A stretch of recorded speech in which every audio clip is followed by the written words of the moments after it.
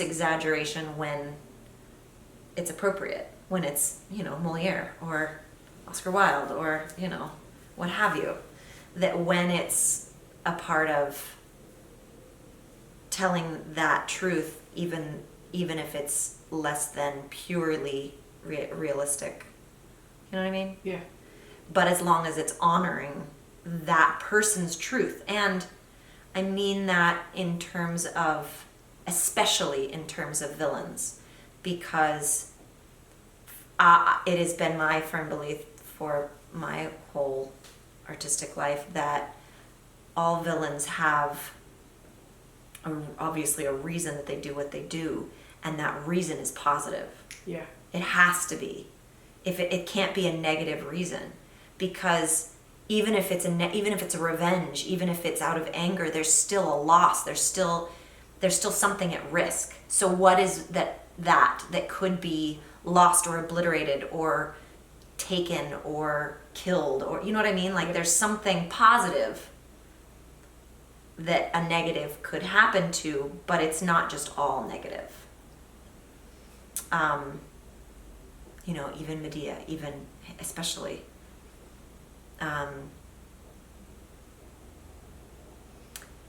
And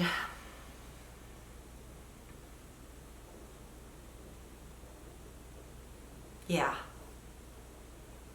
that's the most important job / element of telling someone's story.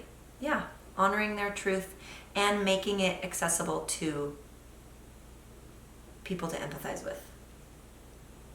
And I think that those are kind of one and the same to me. Yeah. Nice. Mm-hmm. This kind of,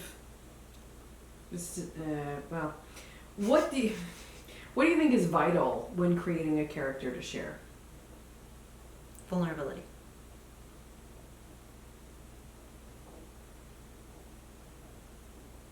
Yeah, vulnerability and need to be heard, need to be right, need to need to be witnessed, need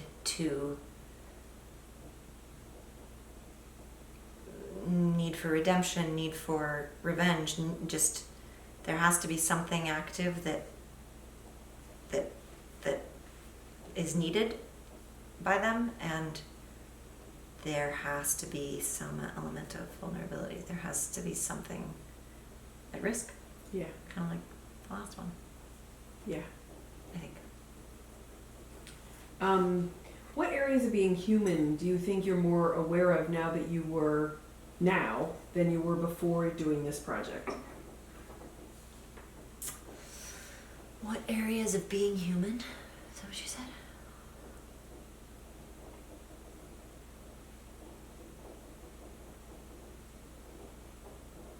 I've learned this lesson before, but this was the first time in a long time. But what it does to someone who isn't used to it to be witnessed. You know what I mean? Yeah, I do. This project has reminded me a lot, not, skipping over the intricacies of, potentially seeing themselves portrayed and, nervousnesses about getting it right and things like that. It's reminded me why she probably said yes. Why she did it in the first place. Mm-hmm. Why 16 people said yes. And the kinds of things that they said in those interviews. And those questions were not, they didn't dig deep. And yet people, you could see the vulnerability, you could see I don't want to say anything bad about my dad, so, I'm going to say he let me down, but I did it too. And, just the exposure of what it is to be someone, anyone, a human, that I don't realize what I'm communicating about myself every single second of every single day, that I could not possibly communicate any differently because I am not anybody but myself. And what it's like to get that witnessing when you're not used to it.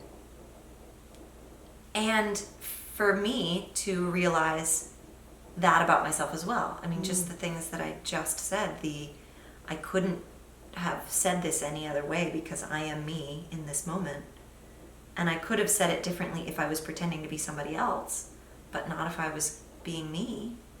And what does that mean they see while I'm doing that? Who do they see? Is it, you know what I mean? Just like all those interesting things. What else? I was certainly reminded about the importance of honoring somebody's story in a way that was deliberately avoiding exaggeration, pejoratives, taking advantage of their expression and vulnerability. Not that I ever would have done that or intentionally gone there, but just the climate that everybody that I could see that everybody was like, oh God, and then, or others, there was lots of reactions, but yeah, just the delicate nature of the souls that we present. Yeah. And what a responsibility that is. I think I relearned or learned. Yeah. Nice. I think you're done. I think that's it. Okay. Yeah. That one was hard because I was like... It's a biggie. That's why they're open-ended. I think that's it. Yeah.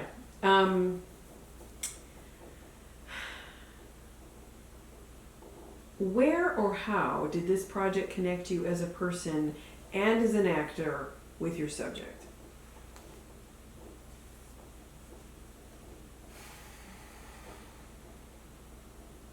Where and how? Or how. It could be and. Where or how? Where? Okay.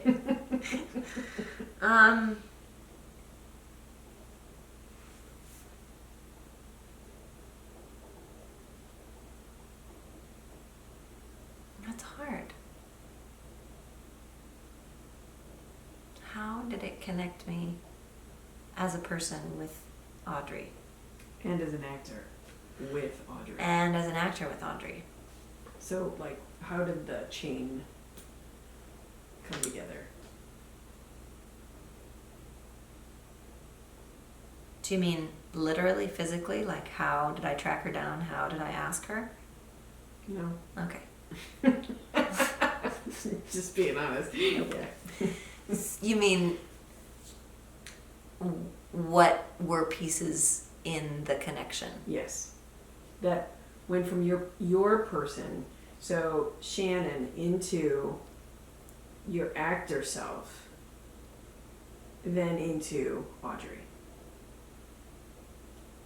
How did that all come, what were the pieces that met? That's hard. Yeah. And if there's another way to think about it, go ahead. Well, I guess, yeah, there's certainly a sprinkling of therapist in there. There's certainly, but,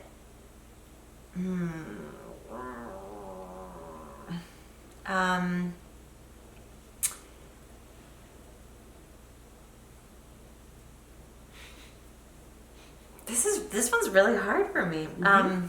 That's okay. Take your time. We're not in a rush.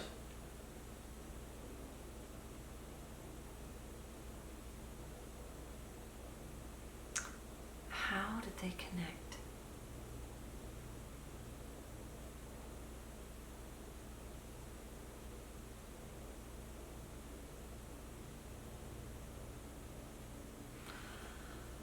I don't know. I guess I'm finding sort of little elements of stuff, like I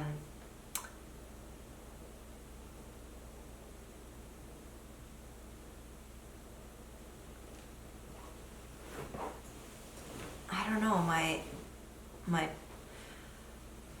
I had interest as myself, as a therapist, and as an actor when I saw Audrey. Mm-hmm.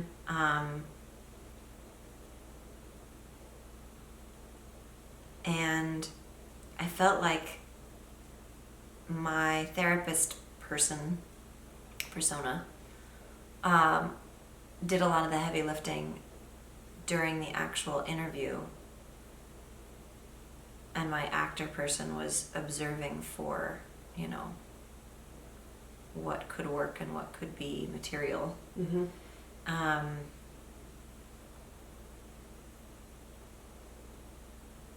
And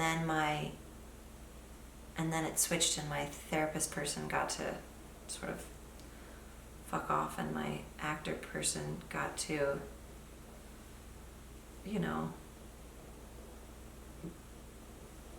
test the waters in different ways.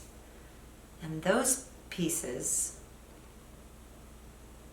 is that the right direction? Mm-hmm. The pieces that my actor persona got to find as connective tissue, sort of, I guess, maybe, were her hands, her mouth, trying them on, feeling them, feeling what she does with them.